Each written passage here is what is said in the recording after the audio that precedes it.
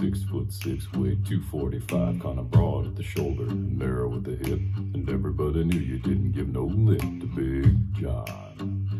Big John, Big John, Big Bad John. Big John.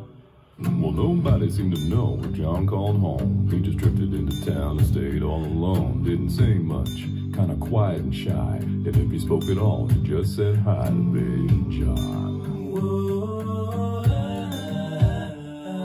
Somebody said he came from New Orleans, where he got into a fight over a Cajun queen, and a crashing blow from a huge right hand sent a Louisiana fella to the promised land. Big John, come on. Big John, Big John, Big Bad John.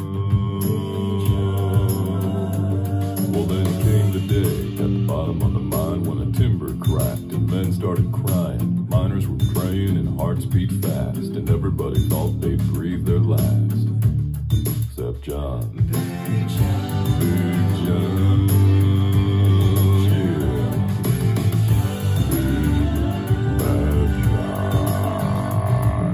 Through the dust and the smoke of this man-made hell walked a giant of a man that the miners knew well. Grabbed a sagging timber and gave out with a groan, and like a giant oak tree, he stood there alone. Big John.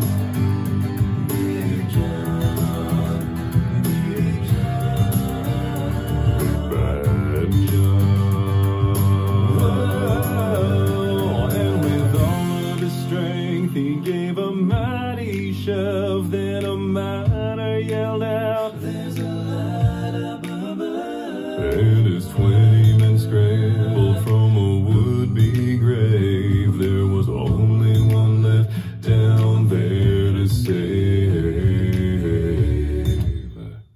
Big John, Big John, Big John, Big John, Big John, Big John. With jacks and timbers, they started back down. Then came that rumble way down in the ground, and as smoke and gas belched out of that mine, everybody knew it was the end of the line for John.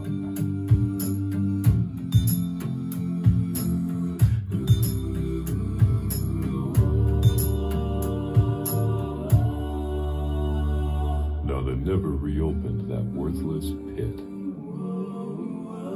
They just placed a marble slab in front of it. And these few words are written on that stand. At the bottom of this mine lies a big, big man. Big John, Big John.